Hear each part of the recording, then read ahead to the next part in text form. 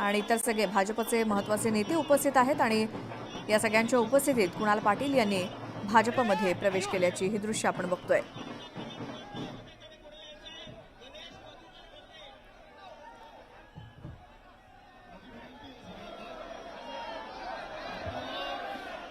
कुणाल पाटील यांनी भाजपमध्ये प्रवेश केला।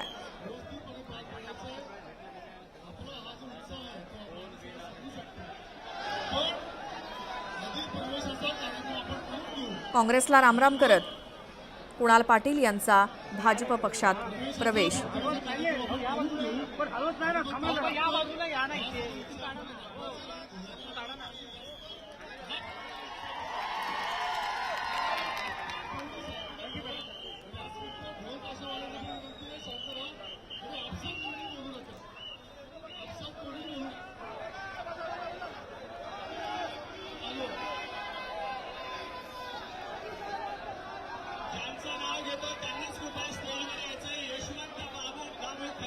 धुळ्यामधले काँग्रेसचे नेते कुणाल पाटील यांनी काँग्रेसला रामराम करत आता भाजपमध्ये प्रवेश केलाय। त्याची ही दृश्य भाजपच्या सर्व महत्त्वाच्या नेत्यांच्या उपस्थितीत त्यांनी आज भाजप पक्षात प्रवेश केलाय।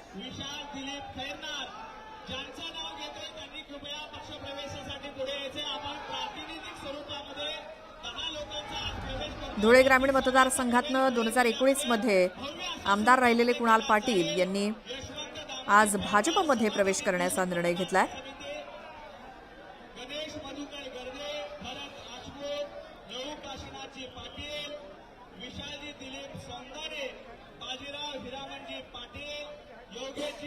धुळे ग्रामीण हा त्यांचा मतदारसंघ, मात्र आज कुणाल पाटील आणि त्यांच्या काही समर्थकांनी भाजपमध्ये प्रवेश केलाय।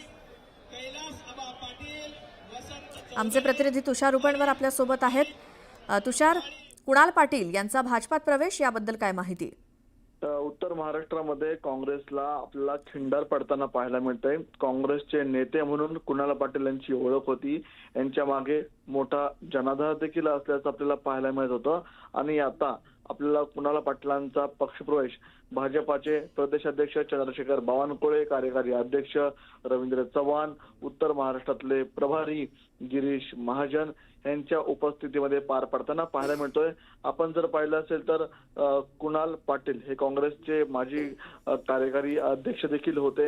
कुणाल पाटील यांच्याकडे उत्तर महाराष्ट्राची जबाबदारी देखील होती, मात्र येणाऱ्या स्थानिक स्वराज्य संस्थांच्या निवडणुका पाहता कुणाल पाटलांचा पक्षप्रवेश भाजपासाठी मोठी संजीवनी देणार आपल्याला पाहायला मिळतोय। मागील आठवड्यातच आपण जर पाहिलं असेल तर याच उत्तर महाराष्ट्रामधून आपल्याला बडगुजर यांनी उद्धव ठाकरे यांच्या शिवसेनेला मोठा खिंडार पडत आपल्याला भाजपामध्ये पक्षप्रवेश करताना पाहायला आणि आता कुणाल पाटलांचा पक्षप्रवेश होतोय। बिलकुल तुषार, धन्यवाद या माहितीसाठी। त्यामुळे उत्तर महाराष्ट्रातलं धुळ्यामधलं काँग्रेसशी एकनिष्ठ असलेलं घराणं मात्र कुणाल पाटील यांनी भाजपमध्ये जाण्याचा पर्याय स्वीकारलाय।